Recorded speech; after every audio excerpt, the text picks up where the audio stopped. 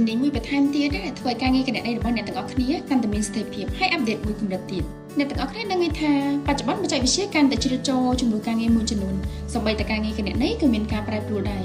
អញ្ចឹងការបន្ថែមចំណេះដឹងពីឥឡូវទៅគឺជារឿងល្អដើម្បីត្រៀមខ្លួនសម្រាប់ការប្រែប្រួលនៅសម័យបច្ចេកវិទ្យា AI ជំនាញដែលខ្ញុំចង់បង្ហាញអ្នកទាំងអស់គ្នានោះគឺជាជំនាញវិភាគទិន្នន័យ Data Analytics ដែលសិតសឹងតែក្រុមហ៊ុនត្រូវការមែនទែនពួកឯងអ្នកចេះគណនេយ្យហើយចេះវិភាគរបាយការណ៍បានទៀតធ្វើឲ្យក្រុមហ៊ុនសប្បាយចិត្តមើលតែរបាយការណ៍តែម្ដងអ្នកទាំងអស់គ្នាអាចជ្រើសរើសរៀនវគ្គខ្លីៗបានពួកឯងយើងធ្វើការហើយមិនចាំបាច់ចំណាយពេលរៀនយូរ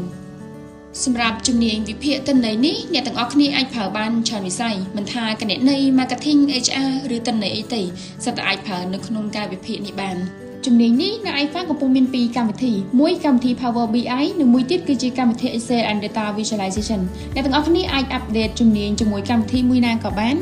ព្រោះកម្មវិធីពីរនេះសុទ្ធតែបង្រៀនអ្នកទាំងអស់គ្នាឲ្យយល់ដឹងពីការវិភាគទិន្នន័យហើយបង្រៀនពីដំបូងរហូតដល់អ្នកទាំងអស់គ្នាអាចប្រើប្រាស់ដោយខ្លួនឯងបានអញ្ចឹងសួរលម្អិតព័ត៌មានបន្ថែមអាចតាក់ទងតាម iPhone តាមរយៈ Telegram ខាងក្រោម